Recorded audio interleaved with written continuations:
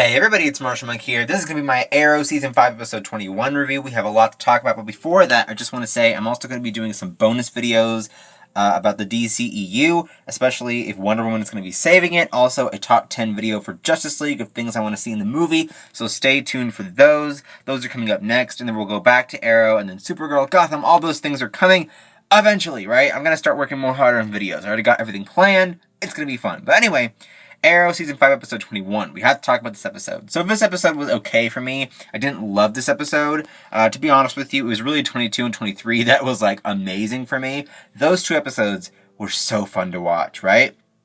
But this episode, Prometheus, even though, I think he's in prison this episode, right? Even though he was like not really physically hurting Oliver, he really tried to do it emotionally. And I feel like we've been seeing this a lot recently, but just Prometheus going over and over, trying to, I guess, bring Oliver down, right? With his father and his legacy that he's been leaving. So they really had to play around a lot with Oliver's father as a person, and really Oliver wasn't listening to it. Thea was the one that tried to had to talk him into being like, okay, our father's not who we thought, right? And we'll talk about Thea, because I have some things to say about Thea in a second. Not some good things, by the way.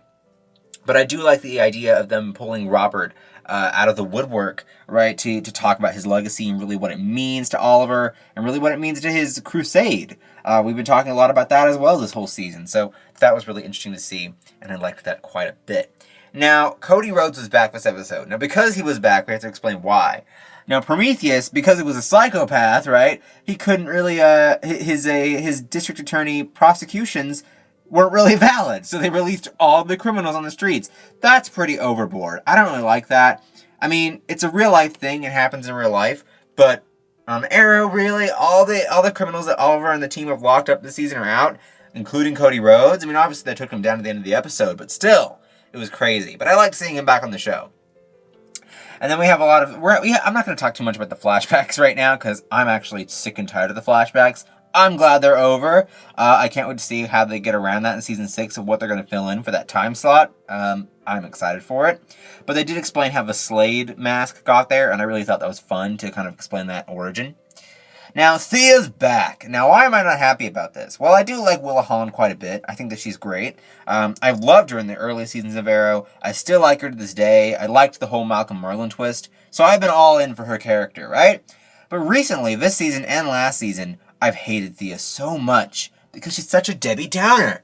I mean, every time she's on screen, it's either, I think it was last season or Season 3, I can't remember when it was, but my bloodlust, the whole, Debbie Downer thing. This season, it's like I'm turning more into Moira, right? It's just really depressing. She's a very depressing character, especially in the finale. I was just like, okay, Thea, shut up. But I do like the fact that she's helping Oliver out, and I think that that's what's redeeming her for me, personally. Especially when they saw the security footage right here of Robert killing that man. I was like, oh gosh, I can't believe that happened. Thea is like, our father wasn't the person he was. And she had to convince that to Oliver. I thought that was crazy. But again, I'm just not into Thea right now. I think that she's such a depressing character. I hope that because of the explosion on the island in the finale, that when she comes back, maybe when she comes back, we'll see who survives and who dies. Maybe she'll have a better look on life, right? Especially when Malcolm sacrificed himself. Now here, there was a tuberculosis weapon that Robert created, I guess. I'm not really for sure how that really turned out. It was such a rushed thing, in my opinion, that was really rushed to put together. But there was this tuberculosis weapon that the team had to stop, and I thought that was really cool, seeing them kind of having to do that while also taking on Cody Rhodes. So that was a fun scene. Again, I do think it was kind of put together. It was kind of, you could kind of see it was put together, but Konstantin Kovar, I actually like Kovar quite a bit. I think he's a great villain. I think he's a great flashback villain. He wouldn't have made sense for an actual villain, right? But they actually explained how Oliver got off the island and what the process was. And it was actually a wig that he was wearing. His beard was a wig too. He had a beard wig. I didn't think I liked that. I don't know how, to be honest, medically they got around that. Because did he shave it himself? Was the excuse that he shaved it himself when he got back to his civilization? Who knows? Now, Thea had this really touching moment at the end of the episode, though, that I did end up liking, is that she actually watched the video that her father left for her. So I thought that was actually really touching, and I do like that quite a bit, that she was able to say goodbye to Robert, even though you know, she knew he was covering up a lot in his life, and she really hated it. But I do like that she got to say goodbye to him, and I do like Robert quite a bit.